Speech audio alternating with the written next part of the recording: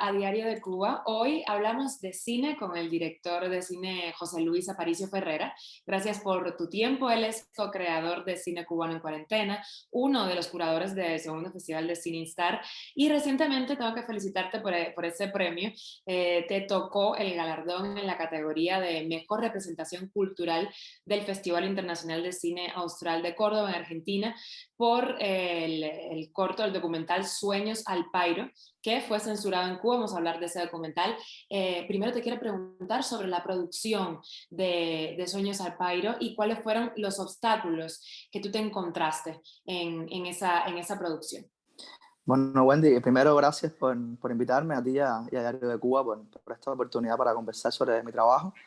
La producción de Sueños al Pairo fue una producción muy extensa. Estuvimos 4 o 5 años más o menos terminando el documental, bueno, haciéndolo y terminándolo. Empezó como un ejercicio de clases de la FANCA, la Facultad de Medios Audiovisuales de LISA. En tercer año teníamos que hacer un documental de 13 minutos y entonces Fernando Fraguela y yo, él es el otro director del documental, comenzamos un proyecto sobre el rock en Cuba y empezamos a investigar. Y era demasiado complejo para contarlo en tan poco tiempo, pero encontramos la figura de Mike Purcell, que había estado en Síntesis, en Los Dada, y nos pareció fascinante su música, también como trovador, y vimos que su historia de vida también era muy interesante para una película, ¿no? Tenía como un gran impacto dramático por todos los sucesos de repudio, de censura que vivió cuando el éxodo del Mariel en 1980, y nos pareció que era una figura muy interesante, tanto artísticamente como un actante, digamos, dramatúrgico, ¿no? Para contar una época muy, muy compleja, muy convulsa en la historia de Cuba, y como un símbolo, ¿no? De un montón de artistas y de ciudadanos que fueron, digamos, atropellados y convertidos en no personas por el gobierno cubano por solo pensar diferente o decidir hacer su vida fuera de este país, ¿no? Entonces, por ahí empezamos a hacerlo de una manera muy independiente, sin muchos recursos ni dinero, aprovechando favores de amigos, préstamos de cámaras, de equipos de sonido, contactando a un montón de vacas sagradas, personas muy famosas de la cultura cubana, algunos de los cuales amablemente dieron su entrevista y otros de los cuales se negaron durante años a darla. Y con esos vacíos y con esas ayudas terminamos el documental. Ya después recibimos algunos fondos de ayuda al cine independiente cubano. Incluso recibimos el apoyo del ICAIC a través de una muestra joven para acceder a sus archivos históricos del noticiero ICAIC latinoamericano, para construir la parte, digamos, de archivo de la película, la parte histórica, con esas imágenes, ¿no? Y bueno, fue una de las cosas que después, cuando vino la censura del documental, nos quisieron negar, ¿no? Y bueno, te digo, fue un proceso muy complicado también para nosotros, nuestro primer documental, éramos muy jóvenes, pero estamos muy contentos de haberlo podido terminar, ¿no? Y el impacto que ha tenido en el mundo Cuba y fuera de Cuba No, también. súper bien, te felicito, muy merecido ese premio. ¿Y cómo recibiste la noticia de la censura? Porque claro, todo bien, en plan, poco a poco, como tú dices, en el cine independiente, ir buscándose la vida para crearlo y de repente, tremendo balde de agua fría con la censura. ¿Tú te lo esperabas y cómo lo recibiste? Bueno, desde que empezamos a hacer el documental sabíamos que eso era una gran posibilidad, porque sabíamos que íbamos a hablar de temas muy delicados, actos de repudio organizados por las organizaciones, digamos, oficiales en los 80, una persona que fue censurado y desaparecido de la radio, de la televisión, de la historiografía sobre la música cubana. Y sabíamos que hablar de eso y hablar de muchos colegas y músicos, gente famosa que participaron de esos repudios y de ese ostracismo que sufrió Mike, no iban a estar contentos con el tratamiento que le íbamos a dar en el documental, pero igual teníamos la confianza de que el proyecto había pasado por varias vías oficiales, había sido aceptado incluso y apoyado por la Asociación Hermanos Saiz, por el ICAI, que había estado en la muestra joven, en la parte de industria de la muestra, que es la parte de haciendo cine. Entonces eso nos daba como cierta esperanza de que quizás pudieran entender que nuestra película era una especie de alegato a favor del diálogo, de la reconciliación nacional, de entender que primero hay que hablar de estos traumas que tiene, digamos, el pueblo cubano para poder subsanarlos y construir un país mejor. Pero por supuesto, uno a veces es demasiado utópico cuando es joven, demasiado ingenuo, y el gobierno cubano en estos 40 años, desde el año 80, no ha cambiado demasiado en sus esencias. Sigue siendo el mismo organismo, digamos, que censura, que reprime, que no entiende de que se le cuestione, de que se le revise críticamente. Entonces, yo estaba trabajando, llevaba 2 años trabajando ya en la muestra joven como parte del comité organizador y presenté mi documental nuestro documental a concurso y estaba aceptado por el comité de selección, cosa que ya sabía. pero la dirección del ICAI tenía que aprobar esa decisión. Y me fue comunicada una reunión, por supuesto, interno, intentando convencerme también de que yo valorara hacer cambios en el documental, con la asesoría de ellos, matizar algunas cosas, poner algunas cosas en otro contexto. No les gustaba mucho el tratamiento que se hacía de las autoridades del país en el recuento histórico de Mariel, cómo quedaba parado, digamos, el gobierno y su responsabilidad ante lo que sucedió, ante las turbas, que llamaban a la gente gusanos, tiraban piedras, atacaban casas, esos actos de repudio horribles que todavía hoy ocurren en Cuba. Prácticamente todas las semanas hay uno. Y es algo terrible, ¿no? Que no hemos podido superar eso. Y entonces, nada, se me comunica. Nosotros no quisimos hacer ningún cambio, nos parecía que nuestro documental estaba como nosotros lo queríamos y queríamos que el público lo recibiera así y que cualquier cuestionamiento viniera luego de la proyección, ¿no? Estábamos puestos a dialogar, pero ya con el documental terminado y exhibido.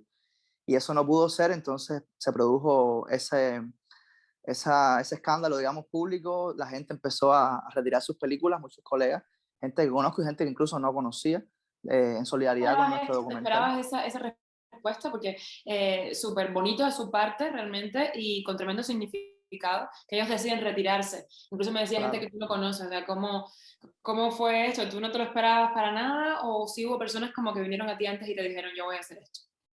Yo lo esperaba a algunas personas, sobre todo de colegas cercanos. Yo sabía que el equipo de la muestra, que trabajaba conmigo en el evento, que tenía obras también en concurso, por una cuestión, digamos, ética y de principios, lo iba a retirar, que fueron las 4 o 5 primeras películas que se sacaron de la selección en solidaridad, pero nunca esperé que iban a ser tanta gente, tantas obras, incluso gente que no conozco. Y porque además no lo esperaba porque nunca había pasado en toda la historia del evento, ni siquiera un evento como el Festival de Cine de La Habana. O sea, habían habido grandes casos de censura en los últimos años con Santa de Andrés, Quiero hacer una película, Retorno a Ítaca, Revolution, varios documentales que tuvieron censura en ambos eventos y nunca, o sea, los realizadores incluso se habían solidarizado de otras maneras, pero nunca habían retirado sus películas en protesta. Así que eso fue algo inaudito y que me alegró mucho porque sentí que el gremio tenía realmente ya una madurez y la gente estaba dispuesta a aceptar, a poner los principios por delante de oportunidades, Ujú. ¿no? De prebendas que el gobierno te puede dar, como poner la película en un cine, ¿no? Y eso me pareció muy lindo y le agradezco muchísimo y siempre agradeceré la solidaridad que recibimos en esos días y después. No, tremendo. ¿Por qué el público tiene que ver Sueños al Pairo? ¿Qué se puede encontrar en ese documental? ¿Y dónde lo podemos encontrar? ¿Y cómo es que se está viendo en Cuba? Porque claro, está censurado. ¿Cómo es que el público que te conoce, la gente que sigue tu proyecto, tu arte, puede verlo? Bueno, lo que se puede encontrar es una especie, es un documental sobre la media hora, una especie de biopic de Mike Purcell, pero a la vez es un relato en dos tiempos, porque va como colisionando lo privado con lo colectivo, lo público con lo personal, porque al final, a partir de la historia de Mike, su historia de crecimiento como músico, su arte, sus canciones, también se va tejiendo como una especie de relato íntimo sobre la historia de Cuba en los últimos 60 años, ¿no? Y cómo un músico dentro de un entramado totalitario tenía un deber ser, tenía exigencias, el tipo de canciones que tenía que hacer, el tipo de posturas que debía tomar. May era una persona que no hacía canción política, no atacaba al gobierno, pero tampoco, no lo criticaba, pero tampoco lo alababa. Y eso ya lo hacía quedar como una persona incómoda, sospechosa, porque en los 70, en los 80 se le pedía a los artistas que se pusieran directamente, el apoliticismo no era posible, tenían que estar a favor o en contra, ¿no? Y es un mundo muy binario, muy blanco y negro y muy terrible que todavía hoy a veces vivimos en algunos casos, ¿no? Y puedes encontrar eso, ¿no? La historia de un gran músico injustamente olvidado y maltratado y la historia también de un país dividido por tanto odio y por tantos hechos de violencia, familias y amistades separadas por cuestiones ideológicas, ¿no? Y muy oportunistas y muy temporales. Y por otro lado, bueno, la película se vio muchísimo desde la censura, porque aquí en Cuba somos grandes piratas cinematográficos y la gente la consiguió de alguna forma, la subieron a YouTube. Luego yo tuve que, por supuesto, encargarme de denunciar todos esos enlaces piratas, porque si no la película no iba a tener una vida en festivales, nos iba a perjudicar. Pero bueno, en ese momento que estuvo, que fueron un par de semanas, la vieron cientos de miles de personas en YouTube, en Facebook. Y sé que hay muchas copias piratas por ahí, no tengo control sobre eso. Ahora mismo la estamos poniendo en festivales, ha estado desde principios del año que estrenó. en el Festival de Cine Independiente de Buenos Aires, el Bafisi, ha estado en festivales de España, Argentina, Alemania, Perú, se ha estado moviendo por todas partes del mundo y seguiremos entonces también en ese proceso. Y se vio hace poco en el Festival de Cine Instar, fue una de las películas que estuvo accesible también para los cubanos de manera online. Y bueno, yo sé que clandestinamente se puede ver, y que quiera ver que me escriba. Y como ha hecho mucha gente, yo siempre le paso el enlace, ¿no? O la copio si tengo la oportunidad para que la gente la vea. Sí, porque al final, oye, representa mucho a la sociedad cubana. Entonces, que más que los cubanos que están dentro la puedan ver. Me imagino que tiene que ser duro, ¿no? La censura, que no pueda llegar a tanta gente, pero al final siempre se consigue la forma. Te Bueno, a quería... ver, tengo un cuento gracioso A corto ver, ahí, que es que la ve más gente de la que yo... Esta es la película mía que más se ha visto en la historia, y me sorprendió porque cuando 3 días o 4 días después de la censura, yo me senté en una cafetería de La Habana con mis amigos. Eso fue en febrero, marzo pasado del 2020, y había las personas en la mesa al lado que no sabían quién yo era, estaban hablando del documental. Y es lo que pasa con la censura, que a la hora de censurar va a querer ver mi película más gente de la que la hubiera visto originalmente.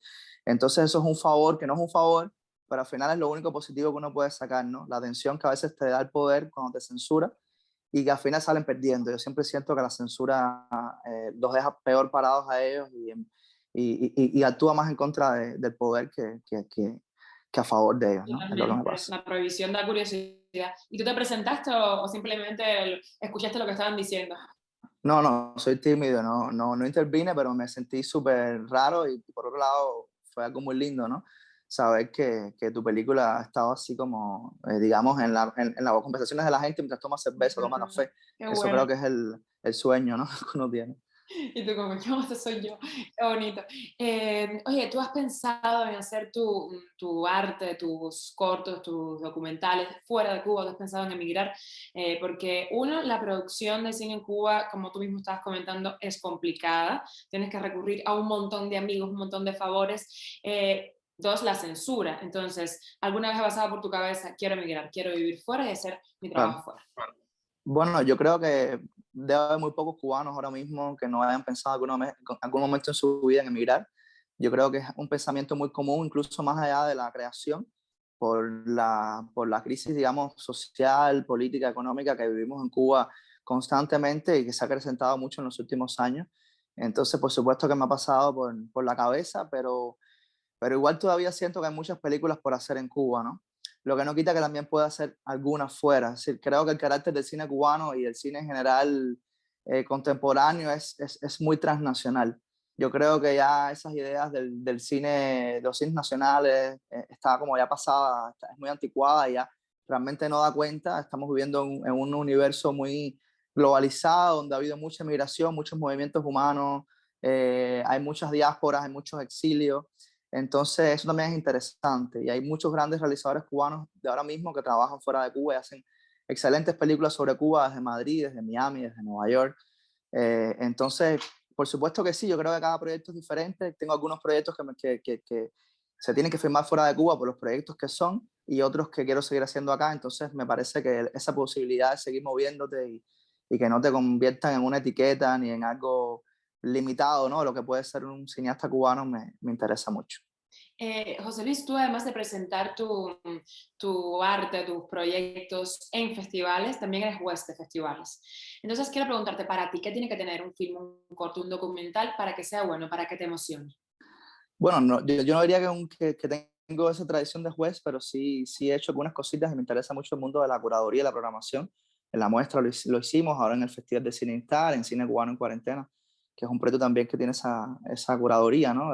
Tiene esa intención curatorial. Para Ujú. mí, cuando me pongo del lado del juez o del curador o del programador, yo trato de no verme como un cineasta que está haciendo eso, porque siento que los cineastas tienden mucho a evaluar las películas en el cómo ellos lo hubieran hecho, ¿no? Yo no hubiera hecho eso, sí, lo hubiera hecho de otra manera, porque tenemos otros gustos y otras sensibilidades. Y yo creo que hay que entender lo que cada película quiere ser, lo que cada película se propone, entender que hay un mundo más allá de la subjetividad de uno y de los gustos de uno. Y yo siempre busco la autenticidad. No busco películas que sean iguales a las mías, ni que yo hubiera querido hacer, aunque también. sino tratar de entender la diversidad de miradas, la multiplicidad de voces y de entender cuando hay una propuesta que es algo muy intuitivo y muy difícil de explicar, pero cuando algo es auténtico, cuando hay una película que tiene una sinceridad, que tiene una fuerza, más allá de que si está más acabada o menos acabada técnicamente, más allá de si es más perfecta o imperfecta, más allá de esos detalles, ¿no? Hay muchas películas que se hacen por moda, por entrar, digamos, una tendencia que está dando éxito en el mundo de los festivales o en el mundo de la industria. Y yo trato de ver las películas más allá de eso, ¿no? Entender que aquí hay una voz, aquí hay una propuesta arriesgada, interesante. Me gustan mucho las películas que se arriesgan, ¿no? Ujú. Que piensan fuera de los moldes y que te proponen algo que te vuela momentáneamente la cabeza, que no te dejan indiferente, ¿sabes? Pues incluso pueden no gustarte esas películas, pero si te mueven de alguna manera, me parecen películas valiosas. Viscerales. ¿Y con qué artista o director de cine te gustaría trabajar? Que lo tienes ahí y dices, uff, esto sería para mí un sueño cumplido. ¿Del mundo o del mundo Cuba o en general? Los dos. Puedes decirme de cubanos y también de... Claro. Bueno, del mundo Cuba realmente tengo el orgullo de que tengo bastante amistad cercana con los realizadores cubanos que más admiro, tanto de mi generación como mayores. Y la verdad, creo que en algún momento u otro voy a terminar trabajando con muchos por las amistades y los vínculos que nos unen. Me encantaría, eso sí, y es uno de los proyectos que quiero hacer próximamente, hacer algo con dos cineastas cubanos emigrados, dos cineastas cubanos del primer ICAIC de los 60, que fueron de los primeros cineastas censurados y maltratados y casi que expulsados de Cuba de alguna forma, ¿no? Y que hicieron después sus cines en Nueva York, en Miami, que ahora están por España. Fernando Villaverde y Miñuca Villaverde, una pareja de cineastas que pasan de los 80 años ya y para mí son de mis cineastas cubanos favoritos y me encantaría trabajar en una película con ellos y también decir que esto es cine cubano, también recuperar ese cine cubano que no nos han enseñado porque sus realizadores emigraron y que muchas veces fue el más interesante. Y del mundo del cine internacional, bueno, me encantaría hacer algo con Paul Thomas Anderson. Si Paul Thomas Anderson es usuario diario de Cuba, por favor, Paul, te llevo café en tus películas. No, sí, me encantaría. Hay muchos directores contemporáneos como Paul Thomas Anderson, como Charlie Kaufman, como, no sé, Céline Sciamma, la directora francesa de Retrato de una mujer en llamas, Bong Joon-ho, el coreano. Hay muchos. Soy muy cinéfilo, me encantan todos y nada, Tarantino, los Coen, si necesitan a alguien, por favor, piensen en Todos mí. nos siguen, qué casualidad, todos nos siguen. Así que nada, le Sí, mandamos un mensajito y ve buscando ahí un café bueno, café cubita. claro. ¿Qué te iba a decir? Quiero que le mandes un mensaje a los jóvenes cubanos que como tú quieren abrirse paso en el mundo del cine, en el mundo del arte y que están en Cuba, que puede ser complicado. ¿Cuál es tu consejo a esos jóvenes?